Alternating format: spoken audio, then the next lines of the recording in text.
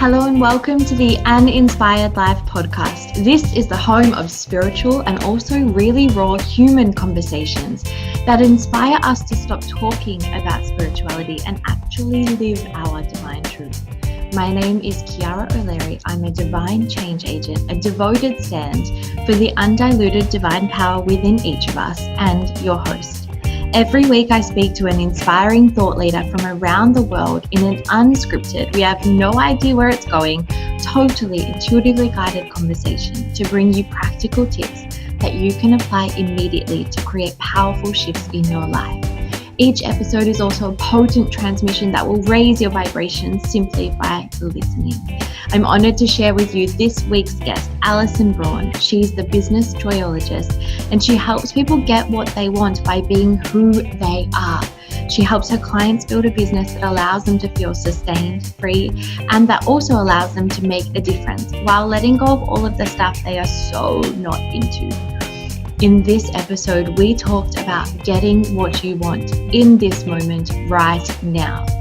We discussed the third pathway that Alison teaches, how you can honor your body and yourself more and allow your income to naturally grow as well.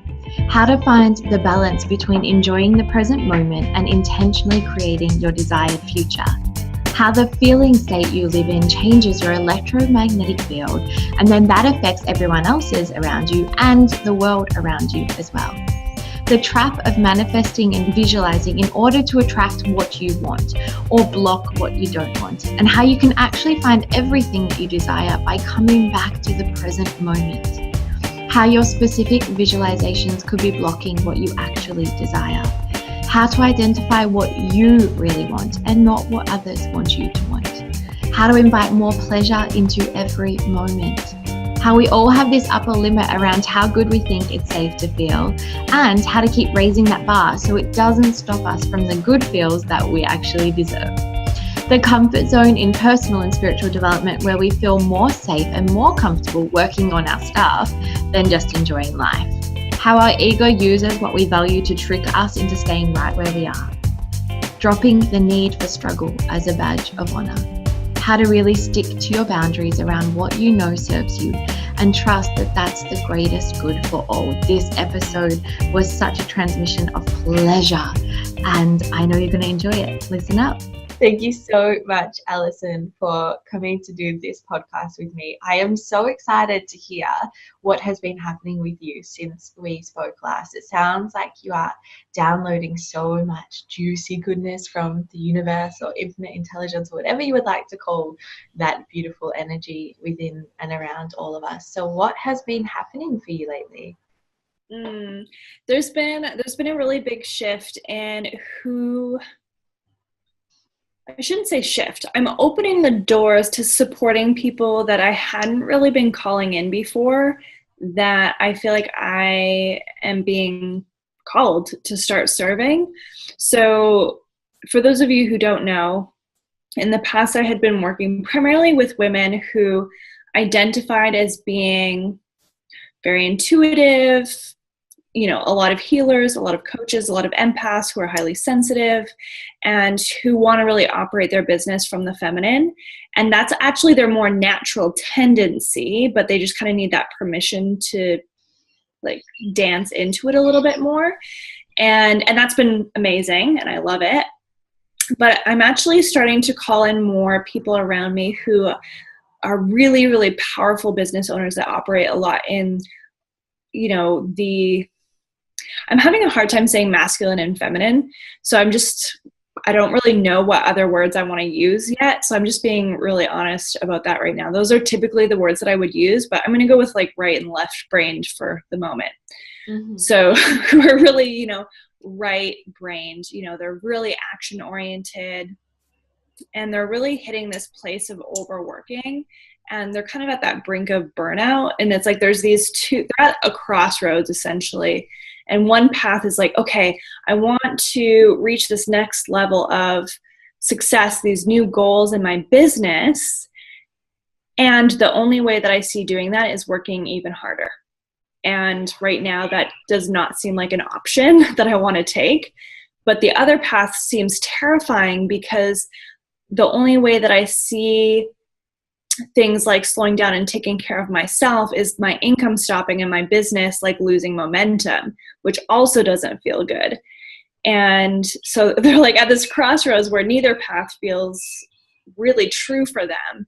And so I feel really excited about creating this third pathway where they're actually enjoying their life even more. They're honoring their body, they're honoring their relationships and everything in their life.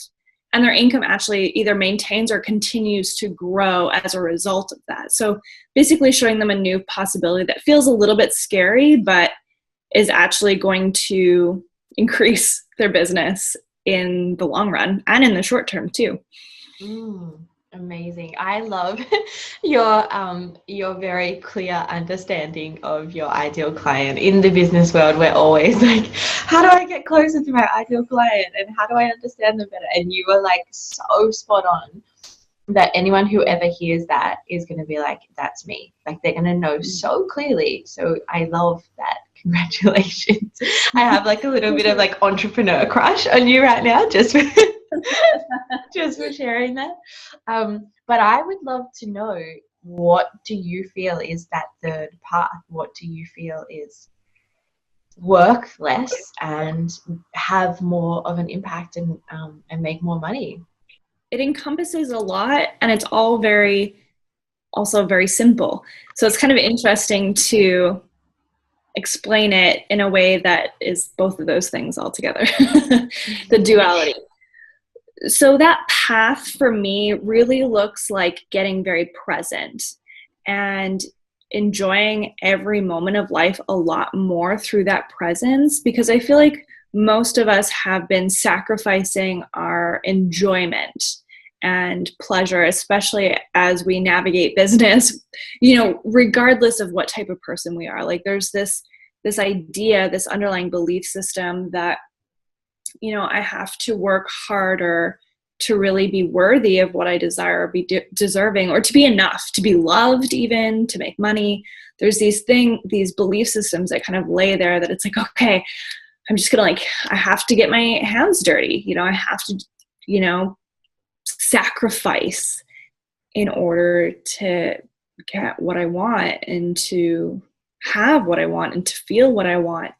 So this other pathway to me is like, how can we start feeling the way that we want to feel now in every moment, and also have this simultaneous trust and knowing that by doing that, we actually will also reach our bigger goal. So it's not like this passive thing where we aren't growing things and we aren't, continuously evolving and expanding our businesses, because we're humans. And I don't know about you, but I love business. So it would feel like kind of cutting off an arm if it was like, okay, don't even worry about that. I'm like, I can't not, because it's something that I care so much about. So it's like finding that balance of like knowing that enjoying the moment, whatever I'm being guided to do, and trusting that actually is going to have a long-term and short-term reward. But even if there wasn't, I'm still enjoying the moment. Because I think we have this idea that it's like, okay, I need to set this big goal and I need to sacrifice to get there. Work hard to get there. And what I'm proposing in this other pathway is actually like going inwards, which I know you're such an advocate of, Kara. It's like, okay, like how can I start like having spaciousness in my life? Spaciousness is a really big piece. I feel like we can't really integrate growth. We can't celebrate. We can't receive. We can't learn if we don't have the space in our life to really do that. So spaciousness is a really big piece of my work, creating space to actually receive the guidance, to tap in, to listen to our higher selves. And I'm like, okay, this is what I'm being guided to do next. Oh, this is like the vision, the calling that I want to follow, rather than the superficial goal that I feel like I should work towards because Sally over here is working on it and Joe over here is working on it. So I guess that's what I should do. But it's like coming from this place of calling. That's what I'm going to work towards. But in the journey, I'm going to keep listening to my intuition. I'm going to keep enjoying myself. I'm going to keep feeling the way that I want to feel. I'm going to continue to embody what I want for the people in my life, for my clients, for my community, rather than stressing out, sacrificing, and suffering, and then trying to promote this message of joy or pleasure or happiness or whatever it might be. It's like, no, let's just live it. And as a result of that, we will reap more reward than what we could ever fathom. Yes, because the feeling state is the prayer. It's how we command the universe. So it's one of like my favorite things ever to talk about. And if anyone has not heard of Greg Braden's work, I really recommend that you go and check him out. Have you read The Divine Matrix or any of his? Oh my God, you would love it so much, Alison. Greg Braden, 2 G's at the end there. So he is an incredible man. He has really terrible hair, but I still have an absolute crush on him because he's like bridging science and spirituality, and his research into like ancient texts as well as like leading edge science is showing us that all of the things that we've been talking about in terms of spirituality are actually now being supported, and that we've known them for thousands of years, but the human race kind of forgot them and pushed them down and hid them in some cases as well. And he once went to a monastery, and it was like one of those ones where you had to go like through this like river that didn't, like they could have like lost the car in the river, and all this like huge journey to get there. I think he said it took him like 10 days to get there. And then he sat down with a translator and the abbot from the monastery, and he said, when you're doing this, like when we watch your prayers for 14 hours a day and you're chanting and you're like bowing and making noises with the like drums or whatever it is that they're doing, what's going on inside for you while we watch you do your prayers? And the abbot like just looked at him and said, you've never seen our prayers. Our prayers are not any of those things. They are the things that we do to generate the feeling, and the feeling is the prayer.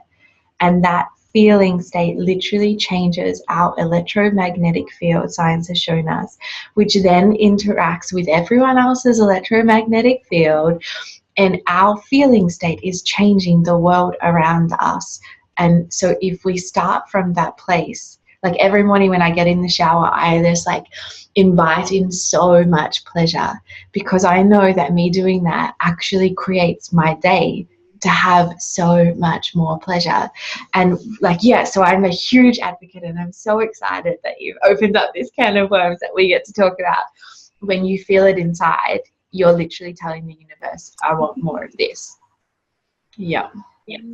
Yeah, it's so powerful. And I posted the other day a somewhat controversial thing, because I mean, yes, I'm kind of talking about goals, and we all have them, so to speak, but the interesting thing about kind of like the law of attraction, stuff like that, it is all focused on like, I'm going to do this so that I can get or have that.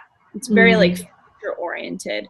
And the cool thing about feeling the way that we want to feel now is like, that's all we have. We only have this moment. That's the only thing that's guaranteed. So it's like, you're already successful, nailed it, like winning. It's already happening. So it's such a beautiful, powerful thing that benefits everyone when we're really operating from that place of enjoyment or happiness or whatever it is that you're really wanting to feel in any given moment. That is so spot on. I feel like most people enter the path of spirituality at some point, either because they had like a crisis. Actually, it doesn't really matter how they enter, but I think they enter because they're like, this is how I can get more of what I want. This is how I can avoid what I don't want. And so we do manifesting and visualization and I can speak only because I've done it, right? But we do it in a way that's like, I'm going to do this for 2 minutes a day, and I'm going to visualize. And if I don't, then I won't create what I want. So there's like a fear, like that God will punish us or something if we don't create, like if we don't do the things. But there's also very much this energy of like, I'm doing this to get what I want, which doesn't actually feel as good as if we just feel the feeling because it feels so good, knowing that it then programs the universe around us. But that's not the end goal. The end goal is just the feeling good in that moment. And then whatever comes, like, because if we, sorry, I get so excited about this stuff. I'm right there with you. Yeah, because if we are like, oh, universe, I would like this house on the beach, and I'm going to feel the feelings of that house on the beach, then like we're kind of constricting all of the amazing juiciness that we can allow in. But if we feel amazing juiciness of what we think it would be like to be in the house on the beach, like just the feeling of the freedom or the relaxation, and we feel that, then the universe can bring us whatever is the best way for us to receive that. And it could be better than the house on the beach. We leave our options open. So I wanted you to get as controversial as possible about that stuff. I'm so excited that you're speaking out about that. How do you balance in your own life the like desire to have something and like wanting goals and even like a feeling of a calling, and this just giving it all up and being okay with like whatever is happening in the moment and focusing on the feeling in the moment? How do you balance that? I will start off by saying, like, I have the most common feeling that I would say I've had in my life is kind of like that tug of war of wanting like this really simple life where I don't really need much, and then wanting like my beach home and my this home and, you know, luxurious, wonderful living. All the things. Like, they're both these like lovely lifestyles, and sometimes I like pivot back and forth, like, oh, what do I want? And so finding that balance of goals has definitely been something that's, you know, come up for me, and like really navigating what do I really want and why do I want it? Why is this important to me? So especially in the business world, which is, you know, my primary world, it seems like a lot of the time, it's so easy to get caught up in other people's desires and wants, either for us or for themselves. And we're like, it can get so sneaky how it like sneaks in as like, oh, this is what you want. This is what you want. And so finding that balance for me has been a lot of like continuous check-in of like, what do I want? Why do I want it? How do I associate feeling with that? And how can I continue just focusing on that feeling rather than the goal as much as possible? And trusting, for me, it's been a big journey of trust, like trust in God and trust in source, that by me enjoying my life as much as possible, by me experiencing as much pleasure as possible, without, while also being like really consciously aware of like, where am I resisting things? Where am I being passive? Where am I not taking guided action? Because I think that's another common misconception is when we're taking this path that we're not taking action, you know, we're being kind of like passive or maybe even lazy or just like kind of avoiding things. Especially when I'm talking about pleasure, a lot of people associate pleasure with like laziness or avoidance or indulgence. And Chocolate. Chocolate, love making, that's what I associate with pleasure. But there's that pleasure that can come from literally from the shower, or like the pleasure that I'm experiencing right now just having this conversation with you. Yeah, it's like that nourishment and getting almost lost in the moment where time evaporates and there's no rush. And I find like the more I can let myself access those moments in time where I'm being so present, that I just continuously receive more and more than what I could ever imagine. And so I think for me, that's the biggest thing that I have to keep reminding myself of over and over and over again, is if I can just trust and like basically ignore all of the societal programming that I need to work hard and like focus on X, Y, and Z, that I just keep being present and keep enjoying my life as much as possible and following what feels really good. Not to say like there isn't challenges, and like sometimes challenges are really good and sometimes challenges can feel really good. So just following those callings, and then knowing that wherever I'm guided from there, it's going to be the right path in any given moment. That's kind of like a not totally clear answer, but the balance is really just like being present. That's the only steadfast thing that's there. It's presence. Mm. You know how you talked about the two lives, that you're like, you want this like abundant, luxurious life and then this really simple life. I feel like, to me, both of those, because I think I've got a bit of the same thing. Like, I want to be on an island and I want like no one to ever be around, and I just want to be in my own space and like I can read my books and whatever. And then I want to be this like international speaker and travel around the world. But to me, both of them represent freedom, Yeah. both of those. And so if you hold the freedom as the feeling state, you can feel free in no matter what you're doing. And I feel like for me, the epitome would be a life where I get to do that, like world traveling to share my message, but it feels like I live on an island somehow. Like it feels that spacious and free, and that I get to have like this beautiful sense of home everywhere I go, but free to have that everywhere. So yeah, so like if all we did, if anyone who is listening, if all you did was give up any idea of what you think you want and just focus on the feeling on the inside, I swear your life will become so much more magical just from that one thing. And like I think ultimately it comes down to like knowing and trusting like you are worthy of that feeling. You are deserving of that feeling. You are enough to have that feeling exactly as you are now without having to earn it, without having to shift and mold yourself or show up differently to be worthy of it. That's like a really key piece, because there's still a lot of times where I'm like, oh, I know that enjoyment right now would, like, my guidance is like, go do this. And I'm like, I have resistance to it. It's like there's something that sometimes will like pull us away from the thing that we're really being guided to do, or that really will bring us enjoyment and pleasure.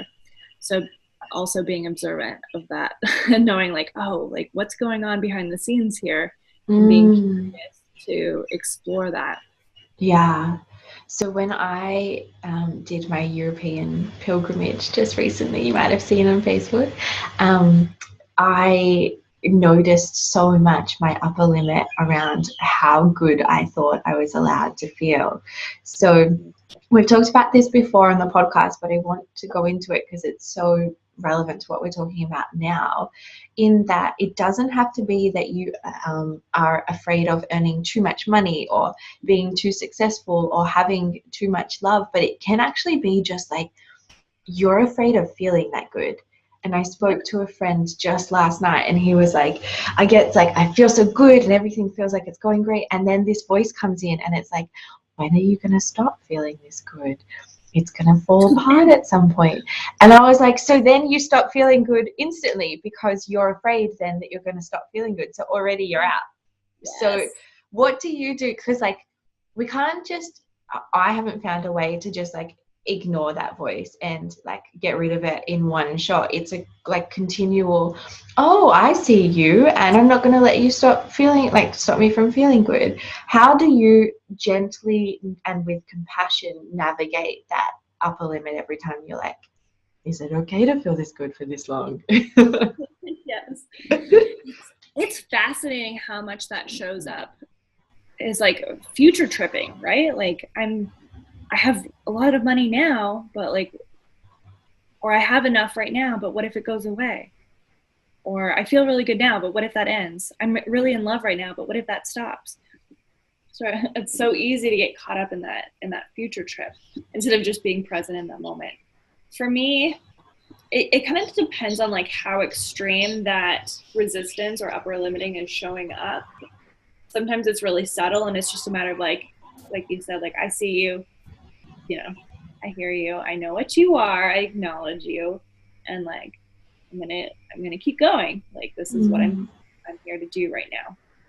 And I'll just keep going through that acknowledgement. It's not like an ignoring or a pushing away or this doesn't exist. It's more of like, oh, I see you. Like, cool. Thanks for showing up. and I'm focused on this right now, like I'm going in this direction. So that's when it's like the little voices, that show up. For when it shows up a little bit more intensely, then I find journaling typically tends to be my go-to to really like process through the thoughts that are coming up and the belief systems that are underlying those. So that's the main one that I've been practicing probably for the longest, is just stream of consciousness writing, asking myself questions and answering them, and really just diving deeper into whatever is happening situationally. And that tends to make it not last so long. I can usually move through it pretty quickly if I'm acknowledging it and just like having that conversation with it, rather than getting really caught up in it and trying to either push through or staying, just like letting that run the show. Simple. I mean, they're not like crazy practices. They're very simple. It's just a matter of doing them. Yeah. And having the awareness, like that's the key. If you can see it for what it is, then you can do something about it. But I had like, you know how you talked about like just like that little voice that was coming up. I had that while I was overseas, and then I had this like week and a half maybe, which I feel like in my world, a week and a half of pure bliss, like is amazing, because I reckon every 4 days I'm like, whoa, next layer of something to clear. So a week and a half was incredible when I got back. And then what happened is I manifested stuff outside of me to use to keep myself feeling like I wasn't like, not feeling the best. So only this weekend I was in an event with Ricky Jane, one of my mentors, Ricky Jane Adams, by the way, just in case anyone wants to look her up. And she took us through this guided meditation where we had like orbs of light under our arms, and we just like got taken up and up and up. It was so beautiful. And as I was going up, like I looked down in my mind's eye, of course, and I looked down and I was like, I could see how like I'd projected stuff onto other people, which actually I'm so clever that like it's also a part of something I can learn from there. So I was like, what can I learn from this? And what can I learn from this? But actually I was using each of those things like a safety blanket, and I was like pulling up like, this person did this, or I manifested this, what can I learn from this? Pulling them all up and hiding in my little safety blanket and being like, oh, I can't feel that good because I've got these things to learn. And that awareness was so key. I was like, do I want to learn like the lessons and like really get caught up in whatever this is? Because I was still attempting to learn the lesson and clear through it. Like it didn't look like an upper limit, because I was like, yeah, just the next layer of something I need to learn. But I actually had like spent so much energy and focus on those things, and I could just see myself like, it was like, yeah, you can stay here, or you can just like rise above it and just not even like just choose love. Yeah. I think that happens a lot in like the personal growth community. It's almost like our comfort zone can be working on the things, like hyper focusing on like, I need to heal this and go through this, and that, like you said, exactly like you said, can be a default almost to prevent ourselves.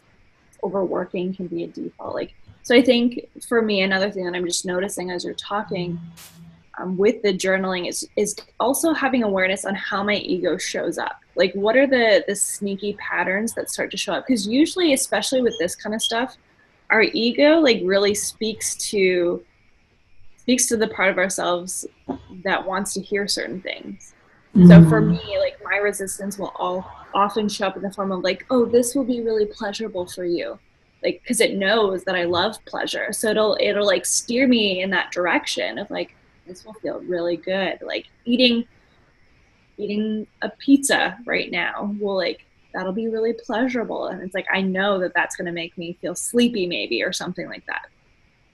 It's like really identifying how our ego shows up and like presents those resistances most often, and what that voice sounds like is really helpful as well, because sometimes it can be a sneaky bugger. Yeah. Just while you're saying that, I'm like, how do I do that? Mine is I often am tired. So if I'm like, yeah, if I would like to upper limit myself, I'm like, oh, I'm really tired and I really need to look after myself, which is so hard to pick up, because that if I am really tired, I really do want to look after myself. So I'm like, yeah, well, we need to do that. What do you know? Can be like that. But often it's because I don't want to take the action that will actually give me what I really want. Yes. So sneaky. You're so right. It does. I can relate to that one too. What else? Let's keep digging. Like let's take some time to do that. How else do I talk to myself? Yeah, and you can learn so much from this. In which I feel like there's this actually probably collective conditioning of we will learn so much from suffering, and we don't believe that we can learn as much from feeling good. And I have done like ecstatic dance classes that I learned so much from, and I felt so good while I was doing it. And I think that if there is pain, like pain is a part of life, like actual pain, it's a part, like, you know, like good, bad, we live in a world of polarity. But the suffering comes from a different part. I think the suffering comes from our resistance to what is. And I feel like we've decided that we need to learn through suffering as a collective. And that if you just imagine if you saw someone who stood on stage and they had a cruisy life, like their parents loved them, everything worked out really well for them, and they've like never had any challenges. I feel like we unconsciously would be like, oh, what can they teach me? And so then we're like, I'm going to manifest shitty things in my life so that I can teach other people or have some kind of contribution to the world. What if that person actually just figured shit out and we didn't? Yes. You're like so tapped in right now. That's something that I would love to talk more about, because I was just at an event and I heard so many of those stories, like the struggle to like, I worked through it and I got here. And I had to acknowledge both to myself and on stage, like, my journey is just as valuable without having gone through the struggle. And like my message is just as valuable without having to like have gone through the struggle. And it's true, like our brains are naturally associating of like, oh, it's easy for her. Or like, you know, we downplay the ease, we downplay like the natural gifts. And that's something that I kind of want to see stop, because I mean, there's definitely value in going through the struggle and getting to the other side. Like that's a powerful, motivating thing, but it's also not necessary. I think that's an old story that we've been taught, that that's necessary for us to learn something or to motivate others or to be a valuable story. That like, I'm not playing into that anymore, because I've been to so many events where the whole time is just like these stories about pain and suffering. And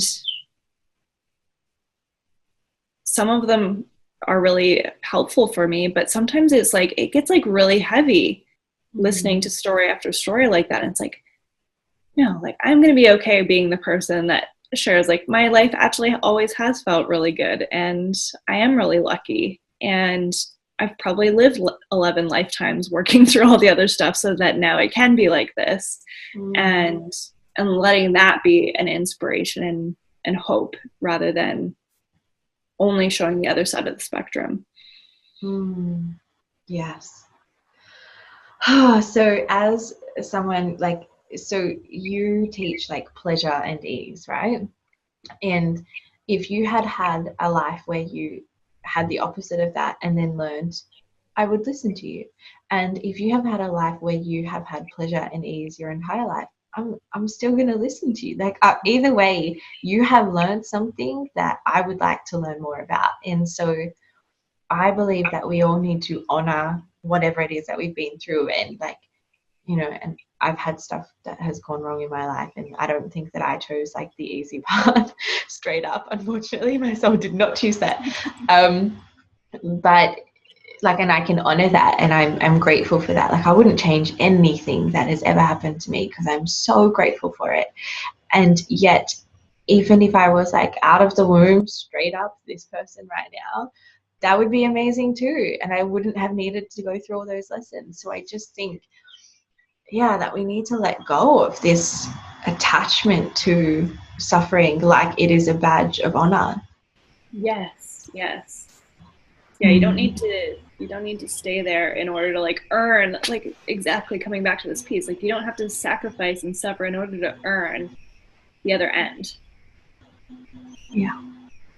Yeah, and even I've noticed recently that I've got like a full month this month. It's so like so many exciting things are happening, and that I've heard this little voice inside of my head, and even my mom said it to me this morning on the phone. So like maybe I just internalized her, and she was like, "Well, I guess that's what you do, right? Like when things are growing, you just have to work a little harder."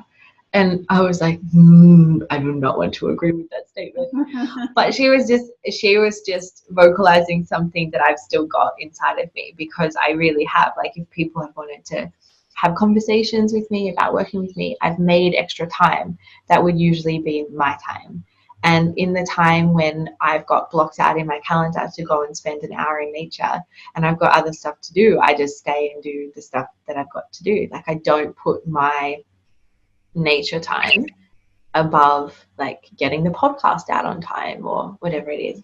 And I also have this like amazing life where I go to like float tanks and yoga and nature. Like, I do it all so often, but there are still places where I am sacrificing what I know would bring me the most benefit in that moment, which obviously, if I'm in a good feeling state, creates the life that I want, but I'm still sacrificing.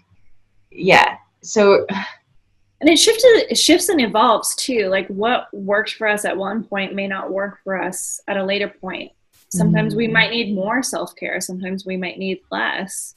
So I think it's important to also acknowledge that it's okay to like shift and change things, but to be super aware of those boundaries. Like, I've definitely fallen into that myself, where it's like those days that I work are full, and so it's like all of a sudden it's like, well, I really want to do this thing. This thing is really exciting and I want to do it, but Friday is like the only day that I could do it. So I guess I'll like sacrifice my creative time for that to come in. So it's not for a lack of like great, exciting things, which almost makes it a little bit like harder to like really stick to those boundaries. So I've been dancing with that myself, and really like acknowledging like, no, those Fridays really do need to be just for me. Even if there's like the most exciting opportunity ever that shows up, like that can go the next week or the next week after that. Yes.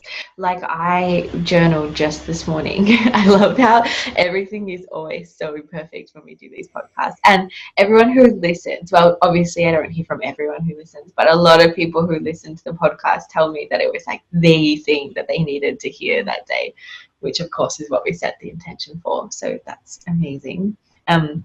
So this morning I was like writing in my journal, and I'm like, something needs to shift because I feel tired. And last week I didn't feel tired, and the week before that I didn't feel tired.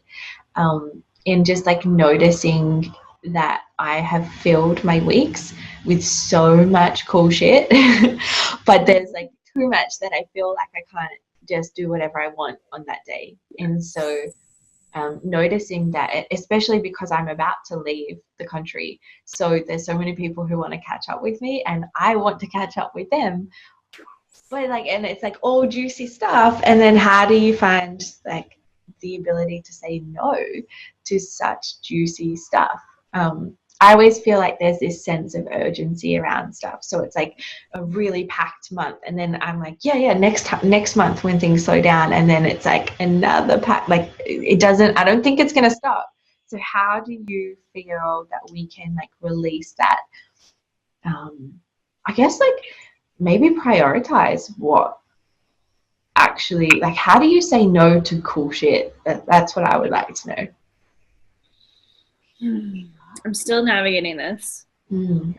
It's like sometimes there's just like the next level of cool shit that you're like, oh, that's so hard to say no to. So it's still real life, and I think sometimes it's okay to also. Sometimes it's like that one thing that we just really do need to follow and like go for and sacrifice that, not sacrifice, but like trade that moment of this for this moment of that.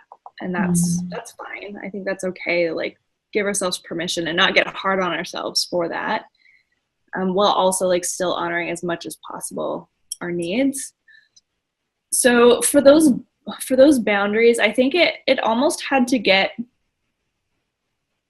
I think we actually operate really well by like getting to those edges, right? It's like, okay, I feel really great right now. And then I have to find that new edge of like, oh, like I can do 2 things on this day and the rest needs to be free. And then it's like, oh, actually, no, just 1 thing on this day and the rest needs to be free. And then it's like, oh, actually, no, the whole day just needs to be free. And like we keep feeling like those little edges of tension, and those edges of tension, whether it's like feeling tired or feeling anxious or feeling overwhelmed, you know, whatever shows up for us, those are like wonderful signals that it's like, oh, great, like just, you know, have a little tweak here, have a little tweak here. We don't have to stay there. And it's the staying there that causes that feeling to last, which is where problems start. But those feelings in and of themselves are like just great signals to be like, oh, great, like time to like really listen in here. And so that's been the Fridays is like the easiest example for me because that's what feels most present. Because that has been happening. I usually only work like 3 days a week. And now those days fill quite quickly. So it's easy for me to be like, oh, well, this exciting thing could go here because I do have the time. So I think for me, the biggest switch that I had to have is it's not about the free time getting filled. It's about having the free time. Like for me, it is the free time that is the thing that I need to do, so to speak. Yeah. That's the most important thing for me every week is having that free spaciousness. And so instead of just having that be considered like a free day, it's like, no, this is my me day, and having that scheduled in, even if it's like hour by hour by hour, it's like, this is what I'm doing all day, so that it doesn't get downplayed as something that's not as important as a meeting with a client or an interview or whatever other exciting opportunity is showing up. Is like, no, it's equally as important, so that I can continue to do all of those other things. 2 really great pieces of advice there. The first one was it's just contrast, like it's just an indicator into like just see that for the messenger that it is. And the second one, book in your time like it is as important as being with anyone else, because if you made a date with someone else, you would be there, and you need to do the same for yourself. I feel like this is so pleasurable, and I could talk to you all day about Right? pleasure. So good.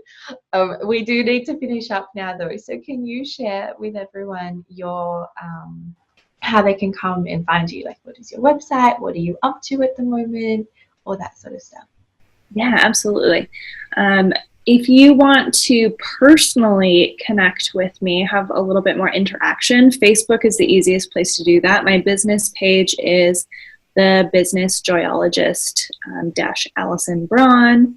And so you can send me a message on there, or if you're into Facebook groups, you can join my Facebook group, which is Soulful Success Tribe, and introduce yourself there. Say hello. Let me know that you listened to this awesome interview.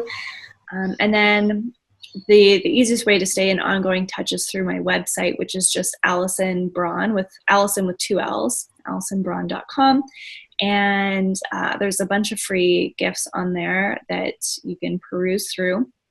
There is one in particular that I'd love to share with you guys, which is just bit.ly, bit.ly /soul money, because that was something that I thought we might talk about today.